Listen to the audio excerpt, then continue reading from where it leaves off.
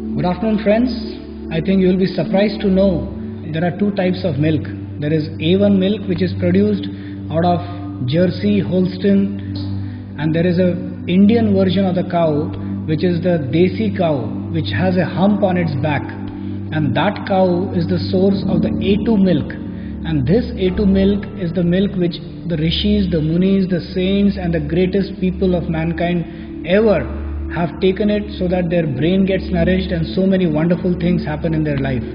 So this A1 and A2 milk are a component of two different varieties of cows, and there is a huge catastrophe in India because of the cow slaughter and because of the so many ill effects of vanishing of the A2 milk, vanishing of the Indian bred cow which is there in India has completely vanished, and the milk that we are getting today in our houses, which we may name at any name, Amul, maybe Gokul, maybe Mahananda, or any milk, they are all a variety of A1 milk, which is a toxic milk.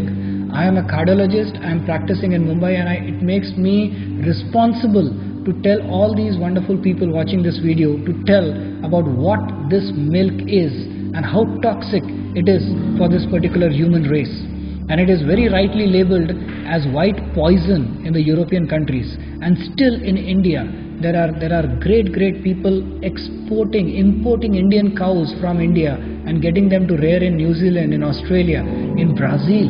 But in India we have not got any awareness of this wonderful A2 milk which is there.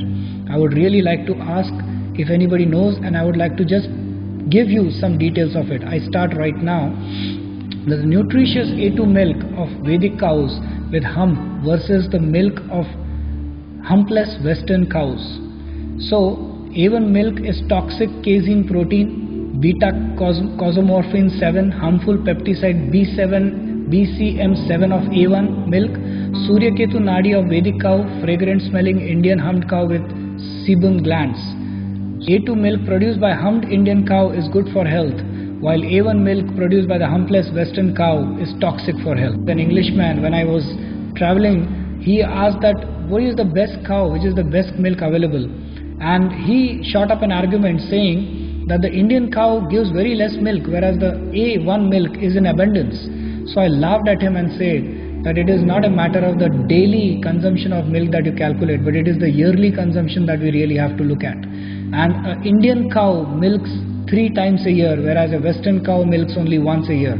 So if you calculate on an average, the A2 milk will always be in abundance because of the production of it 3 times in a year. This is a question of perception and simple maths, unfortunately, which the Indian people are not aware of. The Agnihotra ghee, that is whenever we perform the Agnihotra sacrifice, it is always the A2 ghee that is put up and that is used. The A1 ghee is considered as toxic actually. Our ancient scriptures written by seers state that the humped Indian cow has a unique Suryaketu nadi on her back.